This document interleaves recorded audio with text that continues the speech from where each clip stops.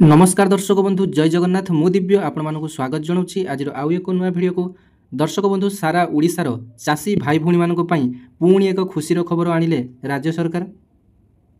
तेबे पुणी थरे धानर एमएसपी बढ़ाइले राज्य सरकार। एणिकी धान क्विंटाल पिछा 3169 टंका को आपण मानकर बढ़िला। तेबे बीजेपी सरकार गढ़िया परे प्रतिश्रुति मुताबक धानर एमएसपी बढ़ाइथिला।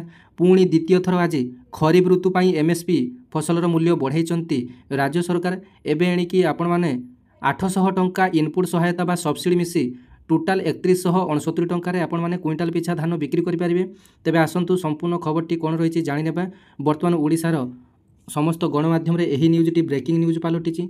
देखंतु चाषींको पाई खुशी खबर बढ़िला धानर एमएसपी। धानर एमएसपी क्विंटाल पिछा 69 टंका वृद्धि कले राज्य सरकार। चलित खरीफ ऋतु में वर्धित 69 टंका पाइबे चाषी। 3100 बदल में 3169 टंका पाइबे चाषी। धानर एमएसपी 2369 और 800 इनपुट सहायता 800 मिसी मोट 3169 टंका। ए किसमर धान पाई क्विंटाल पिछा 89 टंका वृद्धि 3199 टंका मोट टंका 800 टंका इनपुट सहायता देउचंती राज्य सरकार। तेबे ए ग्रेडर धानर मूल्य रही क्विंटाल पिछा 3199 टंका जहाँकि राज्य सरकार आज 89 टंका वृद्धि करिसंती। तेबे चलित खरीफ ऋतु में धान बिकिया प्रक्रिया अल्प दिन पर आरंभ हो। तेबे ता पूर्व चाषी मानक पई बड़ घोषणा कले राज्य सरकार। देखंतु ऑफिशियल लेटर मध्य रिलीज हो सारी आपण माने देखि नियंतु। Government of Odisha food supply consumer welfare department तरफ नोटिफिकेशन मध्य आसी सारी जहाँकि 1/11/2025 रु नोटिफिकेशन टी आसीथिला।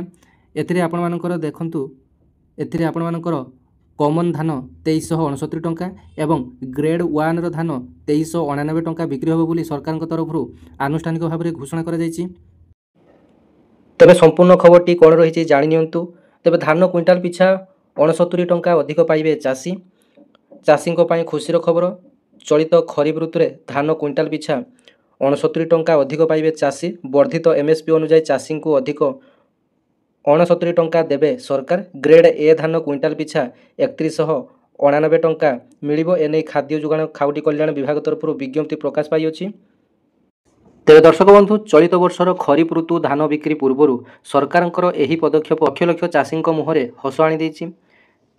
एणिकी 3199 टंकार क्विंटाल पिछा धान किणवे सरकार। एटा थिला आपण मानको पई संपूर्ण अपडेट। धन्यवाद। जय जगन्नाथ।